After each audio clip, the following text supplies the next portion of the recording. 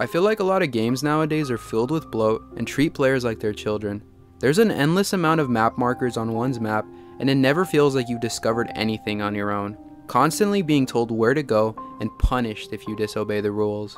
It's also apparent that these games never reach their true potential, as any epiphany or discovery a player might have is stolen from them. Thankfully, not all games follow this model. It's mostly the big budget AAA games that have a formula and they love to stick to it. That's not to say that all AAA games are bad either, but just that many of them get boring after a while and never reach that state where a player discovers the magic in a game. Hollow Knight sticks out in this regard, as it doesn't follow a formula or bombard you with tutorials.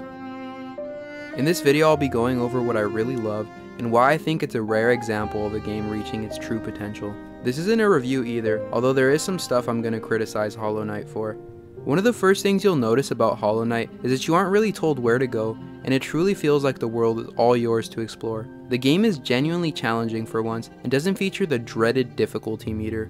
I despise this game mechanic, as it gives the feeling that the developers were unsure about how difficult they wanted their game to be. I also hate playing the guessing game where you have to try and figure out which difficulty works for you. Hollow Knight thankfully knows exactly how difficult it wants to be, and is much more of a targeted experience, aimed at a specific demographic of players who want to be challenged and prefer to figure out things on their own. I'd like to think that I fall under this demographic, as I do genuinely enjoy games like Hollow Knight more, but every now and then I don't mind delving into some AAA games like Call of Duty and Assassin's Creed. What I really appreciate about Hollow Knight though, is that it picks one thing and does that one thing really well. It's like comparing a highly rated local Italian restaurant to something like Cheesecake Factory, where you'll be able to find pretty much anything on the menu, and it's more of a jack of all trades but master of none situation. Whereas a local Italian restaurant takes one thing and specializes in it. This ensures that with the proper management, the Italian restaurant will reach its true potential. Now, some people love Cheesecake Factory and would gladly pick it over a local Italian restaurant. And some people love AAA games and would pick them over stuff like Hollow Knight and Dark Souls. These are people who might prefer to just sit back and complete some guided objectives, rather than being tortured by a game's difficulty or not knowing where to go. And that's fine, people can do what they want with their time, especially because I know a lot of them work long shifts, and that gaming time at the end of their day is their only time to really sit back and relax. I'm mostly bothered by the bro mentality that you'll find among a lot of AAA gamers. The type of people that won't play a game just because it's in 2D of all things, and it seems that their brain is just wired to think that 2D games are inherently inferior to 3D ones. The type of people who just because they didn't enjoy the first hour of a game, think that 1 hour is representative of the entire game. Bruh. And also the type of people who run away immediately when a boss is too difficult. And yes, Hollow Knight is a difficult game, but it's also fair and really rewarding once you master the timing. Many compare it to Dark Souls, and some will even go as far as putting it in the Souls genre, probably because bosses are really challenging, require good timing, patience, and knowledge of their attacks and patterns. Levels and checkpoints in Hollow Knight also operate in a similar fashion. The game's checkpoints come in the form of benches, which are reminiscent of Dark Souls bonfires, as they heal you and respawn all enemies. They do differ, however, in that they don't regenerate your healing items, as Hollow Knight's healing system works completely differently, and I'll talk more about it later. Upon closer inspection, Hollow Knight's genre falls in line more with that of a metroidvania. The word metroidvania being derived from the games Metroid and Castlevania, of course. Metroid, Castlevania, Metroidvania. Now, this genre of games will typically have you starting with little to no abilities, and you'll have to progress through the game naturally to find them in the world. Once you acquire your first ability, you'll notice that it'll grant you access to that area which seemed impossible to get into before. For Metroid, we can see this in the form of the Morph Ball, which lets you get into those small tunnely areas. For Hollow Knight, it's the Vengeful Spirit spell, which finally lets you deal with this guy who goes into a shell every time you get near him. Metroidvanias love this mechanic, where a player passes by an area, notices they can't access it, and assumes they'll be able to go there when they unlock a future game mechanic. Hollow Knight's littered with these areas, and because of this you'll inevitably have to do some backtracking, and a lot of people complain about this. It's probably the Hollow Knight detractors' biggest complaint with the game, but it's a silly one at that, as Hollow Knight is a Metroidvania, and Metroidvanias do require backtracking. This is the equivalent of complaining that your character in an RPG has no personality and you have to make it yourself. Well, yeah, that's literally the nature of the game. To top it all off, I don't think the backtracking is even that bad, and I personally find it fun to return to areas that were locked before, as my curiosity has now been stifled and I really want to see what's behind that locked door. Another complaint you'll find with Metroidvanias is that the game seems simple or take too long to get started. And as far as complaints go, this one is definitely more legitimate. It's mostly an issue in Hollow Knight, as you start the game with only a melee weapon and no abilities whatsoever. There's no sprint or dash either, so traversing the world is initially really slow and tedious. It honestly feels like some of the Pokemon games where you don't get the running shoes until after you defeat the first gym leader, so for those first 1 to 2 hours of the game, you're stuck moving at a snail's pace. Hollow Knight more than makes up for this, however, as after you unlock the dash, the game really gets going and exploration opens up significantly. With that out of the way, let's start with the world you'll be exploring, the decaying world of Hallownest. You'll be discovering all of its little secrets and intricacies for yourself. There are about 15 different areas in Hallownest, with each having its own theme and containing unique secrets for you to discover. They also have unique enemies that become more challenging as you progress. Exploration starts out fairly linear, but gets pretty open-ended and makes it so you can take a different route each time you play the game.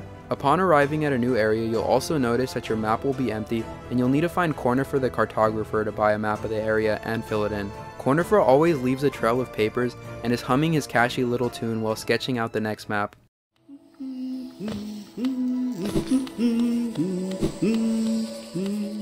I really love this as it adds a lot of life to the world, and Cornifer is always that little ray of sunshine in a scary new area.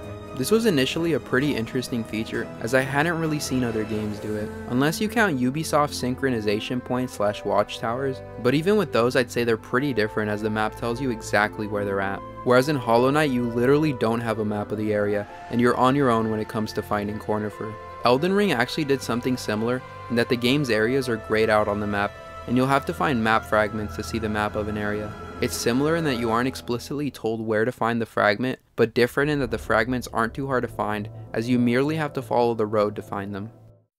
With the game leaving exploration more open, you'll also be able to fight some of the bosses in different orders. This allows you to save more difficult bosses for later if you're dying or struggling on a specific boss. For those of you that have played Elden Ring, you'll know that it also lets you do this, and I remember when it came out and a bunch of reviewers were talking about this revolutionary new feature that lets you save bosses for later, and I'm just here thinking, Hollow Knight had this the whole time.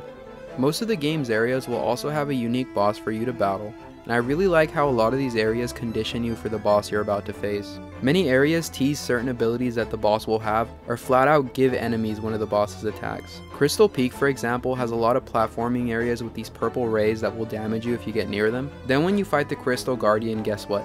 He uses the exact same rays to attack you, and there'll also be obstacles in the arena. The Queen's Garden also does this, in that it'll throw 2 different types of mantises at you. Ones with disc attacks and ones with dash attacks. Then when you fight the Traitor Lord, you'll notice him using identical dash attacks and slightly different disc attacks.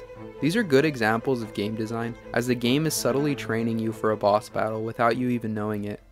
While I explored Hollow Knight's many areas, a lot of the defining moments came when listening to the game's beautiful soundtrack. It all started with my arrival to Dirtmouth and being blasted with melancholic, dreary music that's really just a portal into what's going on in Hallownest. It conveys the theme of a world that once was, a world that's now forgotten, and you get to explore it for yourself. It's beautiful yet touching, and it truly hooked me into the game as I understood what was going on without even talking to any of the NPCs. Great games typically have music that evoke different emotions within you. Whether it be sad and depressing music, dramatic and suspenseful music, epic boss music, or just chill exploration music, Hollow Knight literally has it all. The sad music is clearly embodied in the Dirtmouth theme,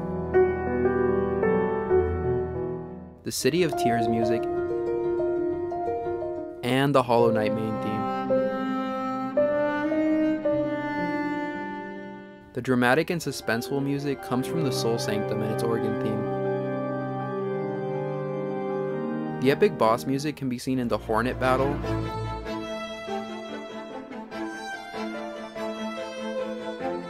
the Mantis Lord's battle,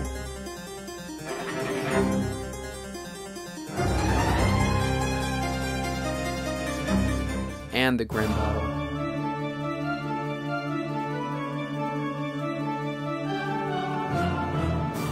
The chill exploration is all over the place. My favorite tracks can be found in Green Path, the City of Tears, and the Kingdom's Edge.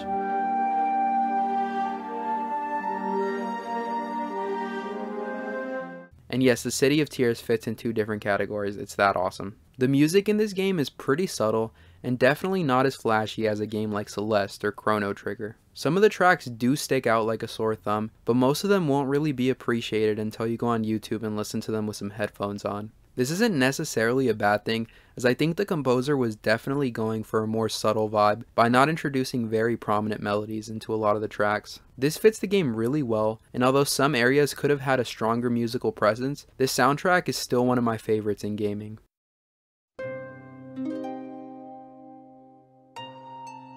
To complement exploration and music, we have of course the game's mechanics, and the first that you're introduced to is the nail. The nail is the game's melee weapon which you start with and can attack in 4 directions: up, down, left, and right. Attacking downwards is more special than other directions however, as when you downslash an enemy, you'll gain a bit of momentum and be able to pogo off of them. The nail can also later be upgraded for a damage boost using the game's pale ore resource. Pale ore is scattered around the world, and you'll need to find it and take it to the nailsmith to upgrade your nail. The downslash you perform to bounce off enemies or obstacles is an integral game mechanic that I feel could have been better explained. There's no tutorial for the downslash despite it being very important for progression in this game. I do understand the approach of being subtle and not over-explaining things or treating players like children, but there's a huge difference between letting players find things on their own and not explaining core fundamental game mechanics. I generally think that the best approach to this is to explain these basic mechanics and then let people figure everything else out on their own. So you would explain basic movement and attacks, but wouldn't explain where to go or strategies for defeating a boss. When you leave fundamentals out of the equation, people won't be starting out on the same playing field, and it'll put a lot of them at a disadvantage. Most of the fundamentals in this game are explained too, but the downslash weirdly isn't. It's literally the more obvious stuff that's clearly explained, while the downslash, something that's not very obvious, is left out of the equation. Because of this, I and many other players inevitably ran into some problems. For me, it was in the fungal waste where there's this really tall ledge with some purple mushrooms at its base. I assumed that you had to bounce on these mushrooms to gain momentum and get over the ledge, so I tried this and it didn't work. I was literally sitting here trying the exact same thing over and over again and it wasn't working. My solution was partly right though, as you do have to bounce on them but using your nail and not just jumping on top of them. This would have been totally remedied with a simple explanation at the beginning of the game, and they wouldn't even have had to explicitly tell you, hey, you know you can bounce on these guys and gain momentum by attacking downwards. They could have just sneakily placed some enemies over a gap like this, and then the only way to get over it would have been to downslash them. This would have forced players to use the mechanic without telling them it existed. I do understand it's a tricky line to walk though, as over-explaining can make a game feel like you're not the one that's in control, while under-explaining can leave you in the dark and you could potentially be missing out on some great stuff. Is Hollow Knight really that bad in this regard though? Well, it does leave you in the dark about downslashing, but other than that, I was never lost or had to look up a video to find out where to go next. Now, even though I didn't have to look up a video for that, it's safe to say that I would have missed out on a lot of great optional content that the game has if I didn't watch videos on the game. This isn't the biggest issue, as it's purposely designed for you to discover each area and power up on your own, and it's a good way of doing things as it makes it more rewarding when you stumble upon something. The downside is of course that many players won't discover everything the game has to offer, and thus may not experience it at its best. Because of this, I've now developed a habit of watching a lot of YouTube videos when I'm playing games like Hollow Knight. I'll usually watch those starter guide videos or those tips for new players videos, as they have a bunch of useful information and go over things that are easy to miss. With the way these games are developed, they really encourage players to look up videos, as a lot of them will soon realize that they can't possibly find everything the game has to offer without some external help. Dark Souls is also known for this, and some people jokingly complain that they have to do research before even being able to play the game. This is pretty funny, and true though.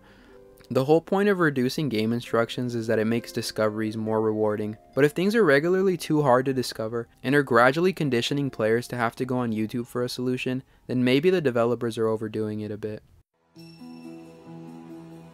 With that little rant out of the way, I'll continue my discussion about Hollow Knight's game mechanics, and it's really only uphill from here. The nail which I mentioned earlier will also give you soul when striking enemies, and this soul will go into your soul meter. And I tried finding the name of this thing on the wiki, but it doesn't seem to have one, so I'm just going to call it the soul meter. This also brings me to Hollow Knight's healing system, which revolves around the soul you collect with your nail.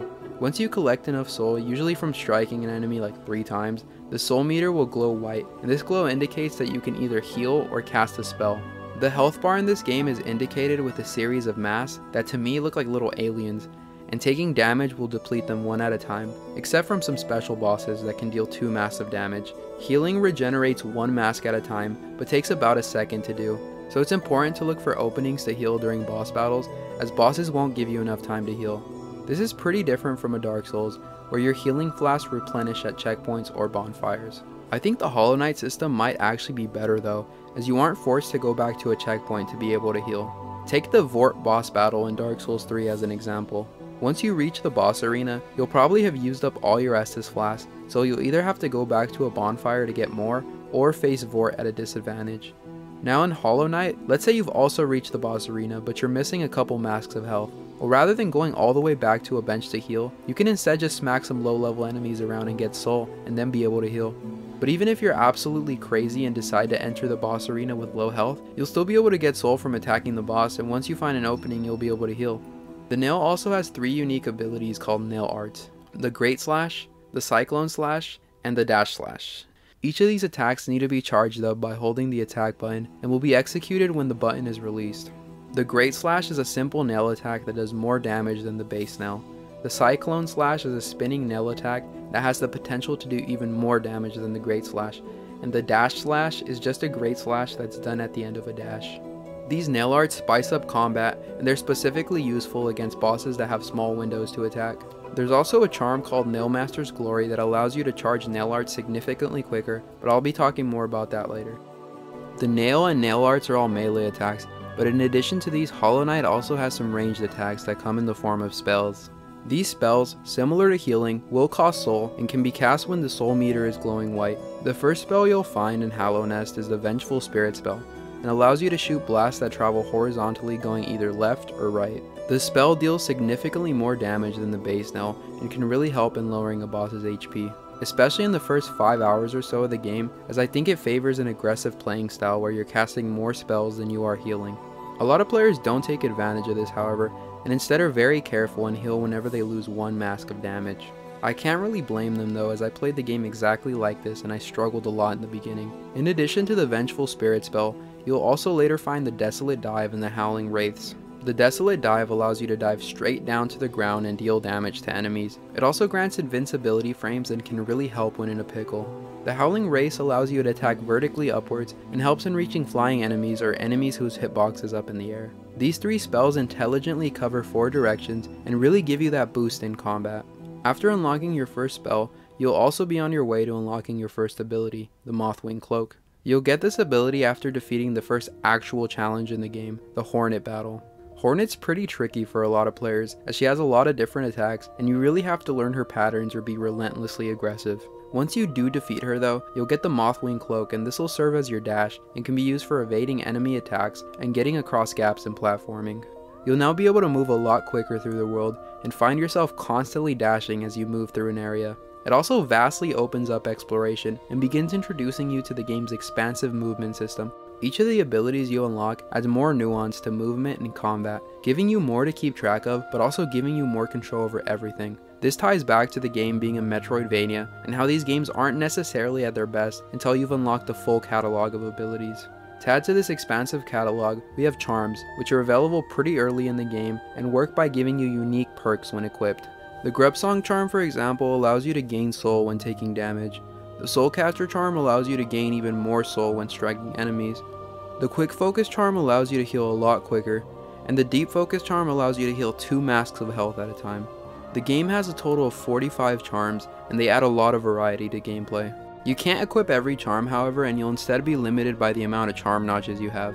You start with just 3 charm notches but can collect up to 11 as you progress. Charms will cost anywhere from 1 to 4 notches to equip, and you'll have to decide which charms are the most valuable to you. Out of the charms I mentioned, Grub Song takes up 1 notch, Soul Catcher takes up 2, Quick Focus takes up 3, and Deep Focus takes up 4. What I really love about charms though is that they make the game feel like an RPG. Now when people bring up RPGs or role-playing games, they're generally talking about games that allow you to roleplay as different characters with different personalities. Whether you want to be a really nice pushover that lets everybody walk all over them, a rude prick that ruins everybody's day, or even a sociopathic madman that shoots people at random, RPGs will have you covered, and they use different game mechanics to really make you feel like you're playing the part of these wacky characters. Games like Fallout, Skyrim, and The Outer Worlds typically make your backstory pretty vague and give you an intricate choice of dialogue options that pertain to different personalities. You can make nice comments, be rude and tell NPCs to get straight to the point,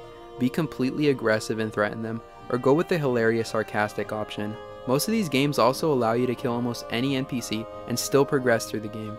This makes it so you can even play as that loony that just shoots people for no reason. Now this type of role-playing pertains very much to a character's personality, but there's other types of role-playing that deal more with combat styles and actual gameplay. For these we look to games like Dark Souls and Elden Ring, which focus more on classes and don't really let you affect your player's personality. They deal more with letting you pick your combat style, which directly affects gameplay and how you battle enemies and bosses. Elden Ring, for example, has melee classes like the Warrior and the Vagabond, spell classes like the Astrologer and the Prophet, hybrid classes like the Prisoner and the Confessor, and even the Wretch class, which allows you to fine-tune your character's stats more specifically and create something unique. Each class plays differently, and this variety of gameplay that they provide is the crux of a combat/gameplay RPG. Hollow Knight's charm system and combat as a whole takes elements from this style of RPG without being too similar to it. Certain charms encourage some playstyles more than others and can also be used to make a unique layout that doesn't fall into any playstyle.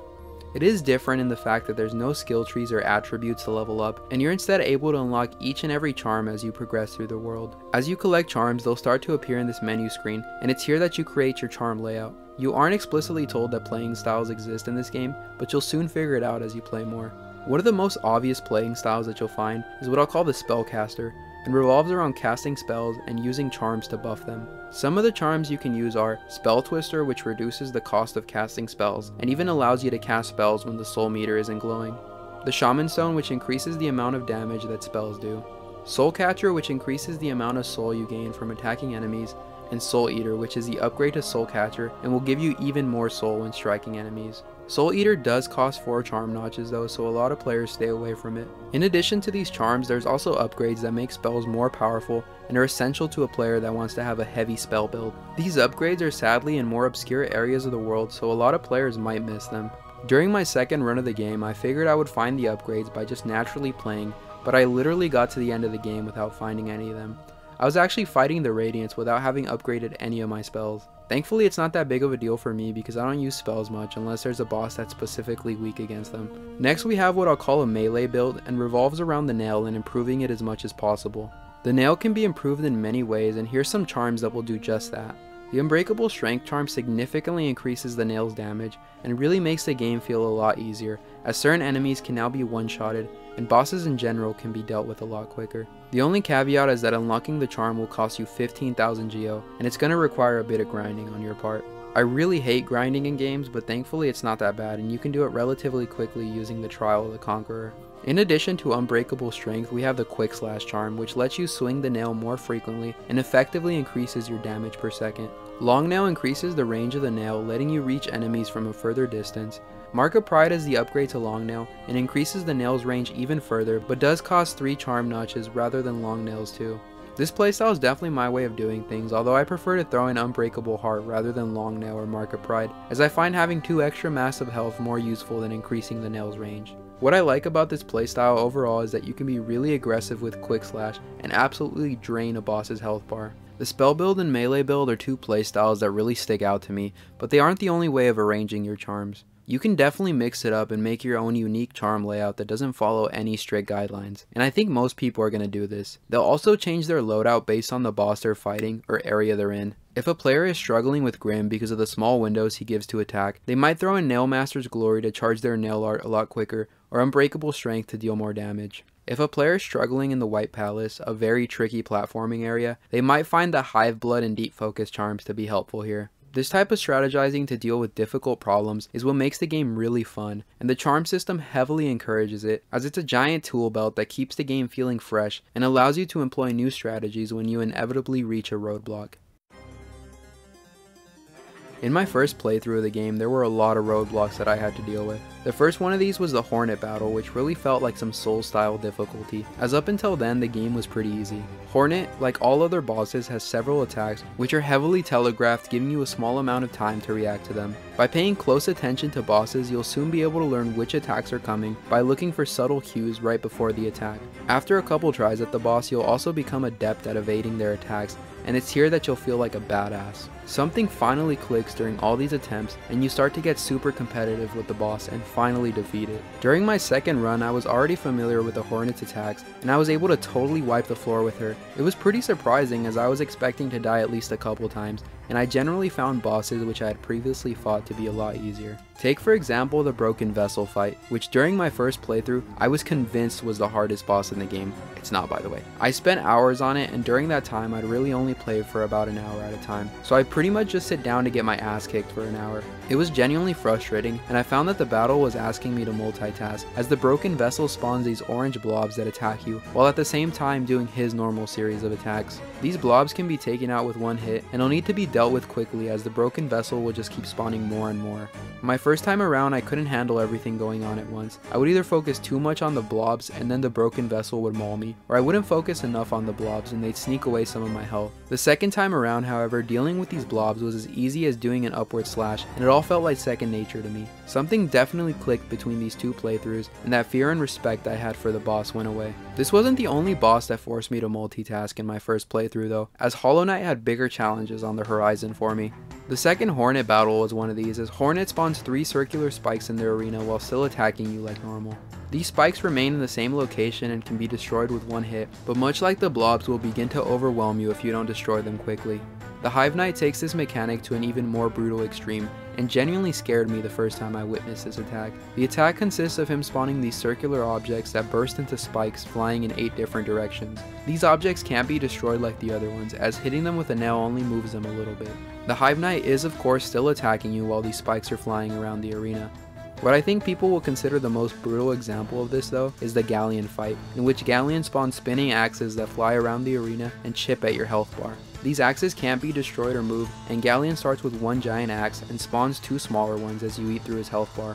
It's pretty difficult to dodge these axes, and it really seems like you have to get lucky in this one. The difficulty is remedied a bit by the fact that Galleon doesn't have any attacks, and the only way he can damage you is if you run into him or his axes. This whole multitasking thing really demonstrates how boss battles evolve and become more complex as you progress through the game. Bosses gain more abilities and attacks, start giving you smaller and smaller windows to attack and heal, start doing double damage, or even require you to use specific abilities to evade their attacks. We see early game bosses like the False Knight and Hornet not have too many attacks, but later game bosses like the Traitor Lord and Broken Vessel have a wide array of attacks that they'll throw at you. Bosses also decrease your windows to attack and heal, with bosses like Troupe Master Grimm and the Radiance giving you only small opportunities. Some bosses will also deal double damage like the Traitor Lord, the Radiance, and Nightmare King Grimm.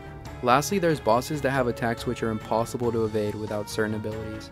These attacks typically require the Shade Cloak, which makes you invincible while you dash, but does have a cooldown timer. The Traitor Lord's White Wall attack, for example, is impossible to dodge without the Shade Cloak, and the Radiance has a similar attack, the Wall of Light, which is also impossible to dodge without the Shade Cloak. When it comes to the final boss in this game, you're led to believe that it's the Hollow Knight, as he's the boss you find inside the Black Egg, and after defeating him, you'll see the credits roll. Most people will agree though that the Radiance is actually the final boss in the game, but it really doesn't seem like it at first. To even be able to fight the Radiance, you'll have to find 2 white fragment pieces, which are located in the Queen's Garden and the White Palace. These 2 white fragment pieces combine together to form the King's Soul Charm, and this charm then needs to be taken into the void to be turned into the Void Heart Charm. Only after unlocking the Void Heart Charm will you then finally be able to fight the Radiance. But you can't just fight it directly, you'll actually have to fight the Hollow Knight every time before facing the Radiance, and this all leads me to question how much they really wanted you to fight it, as they put so many obstacles in your path and make it really tedious to just get to the battle. Once you do get here though, you'll find it to be much more exciting than the lame Hollow Knight battle. The Radiance has a wide variety of attacks, including its Beam Burst, Sword Rain, Sword Wall, Wall of Light, and these orbs that it will shoot at you. It's a tricky boss to face as there's so many different attacks to memorize, but it's very fitting as the final boss of Hollow Knight.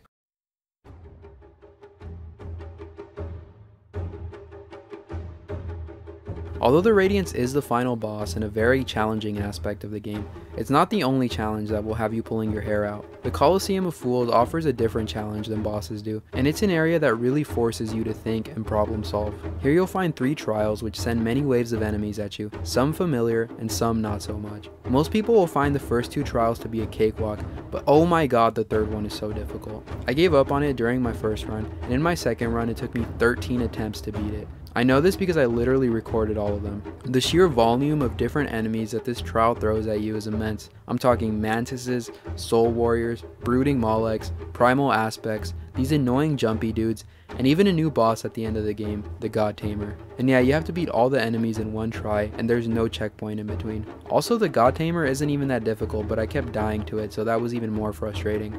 This area is, however, where a lot of things clicked for me, and I really changed my approach in dealing with difficult challenges in this game. I experimented with different strategies for getting through the trial, and ultimately found nail arts to be the most helpful, as they can take out a lot of enemies in one hit. The tricky part with them, however, is that you have to hold down the attack button while moving around and evading enemy attacks. With some practice, I did get really good at this though, and I was able to use nail arts effectively. I started by just using the great slash, but as I practiced more, I found that some enemies were easier to deal with using the cyclone slash. With the third nail art, the dash slash, I was originally under the impression that it was pretty stupid and useless. It's just a great slash done at the end of a dash, like when am I ever going to use that? But, and here's the but, I soon realized that any of those annoying teleporting or flying enemies that seem to be just out of reach are a lot easier to get to using the dash slash.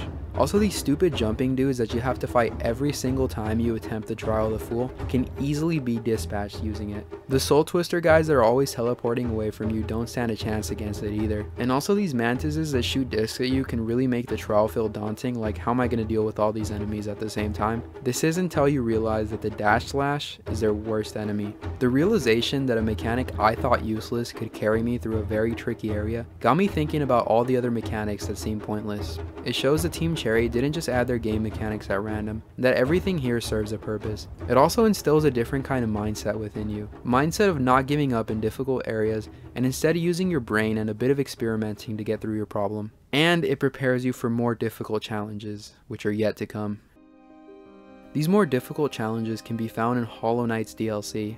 The DLC really shows how much value Team Cherry put into this game, and you know a game has a lot of value when people are literally asking the developers to raise its price. I mean, the game launched for $15 and it's still available on Steam for that price, and I got it on PS4 for like $6 or $7 when it was on sale. This is even more of a banging deal considering all the game's DLC is completely free and included in the current Void Heart edition of the game. The DLC added a lot of updates and tweaks to things that may have been a little broken, but also introduced completely new content, with some of it being the most difficult the game has to offer. Out of the 4 DLC that Team Cherry released, there are really only 2 that stood out, and that I'll be talking about here. The first one is the Grimm Troupe DLC, which was Team Cherry's Halloween expansion to Hollow Knight, and is very stylized and full of personality.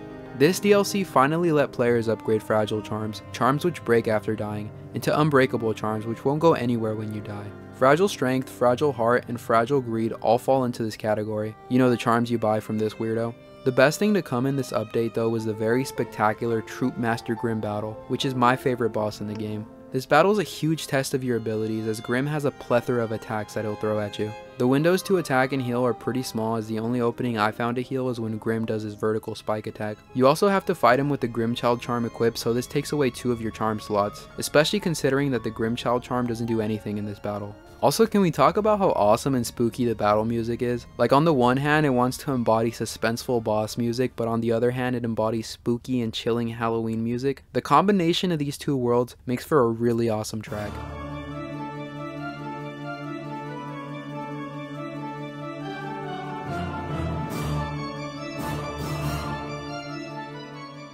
It takes me back to playing Mario and Luigi Superstar Saga and the final boss music in that game. The Cackletta theme had this same exact creepy boss vibe, and I absolutely love it.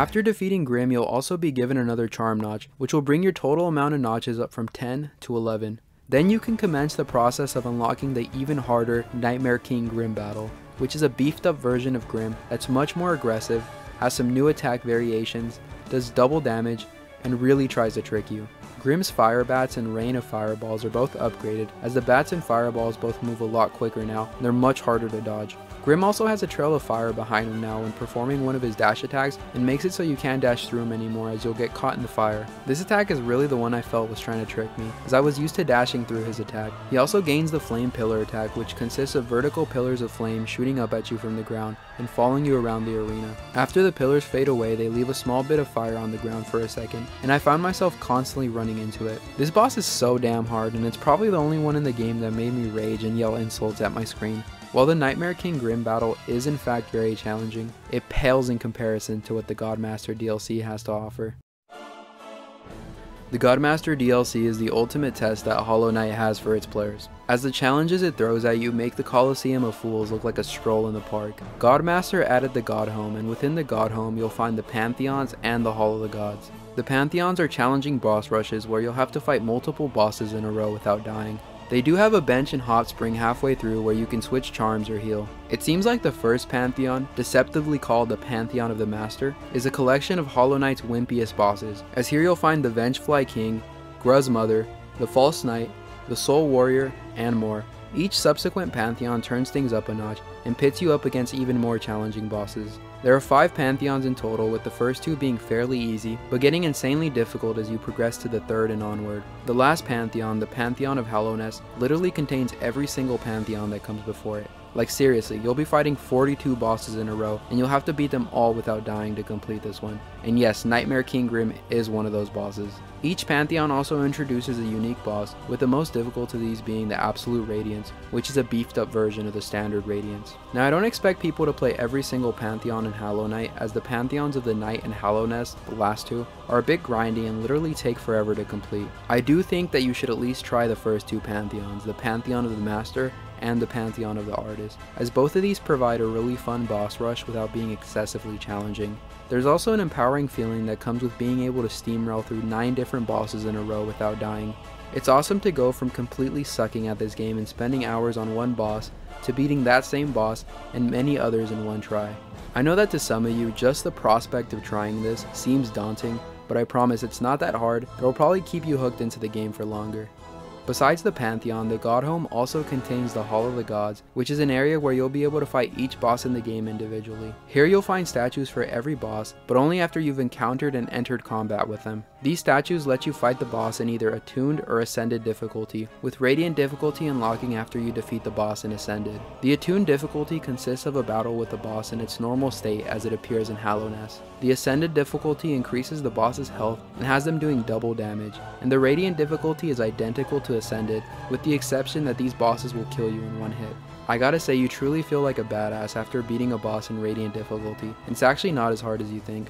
This area is mostly here for people who want to jump straight into boss battles, or for those who want to practice some of the more difficult bosses from the Pantheons. The Godmaster DLC adds a lot to the game, and although I still haven't completed the Pantheons, I'm working on it, and enjoying the process. Hollow Knight's DLC in general makes this game reach new heights that I previously didn't think were possible. I already feel that the base game reaches its true potential, and Hollow Knight is a gem of a game. Everything in the game is great, from the simple nail combat and timing, to all the abilities you unlock and learning how to use them effectively. The game stays strong as you progress, and never gets boring. It's a game with infinite replay value that just seems to get better with subsequent playthroughs, and I look forward to playing it many more times, and even challenging myself with the Steel Soul mode. I really hope you all enjoy this video, and I thank you very much for watching.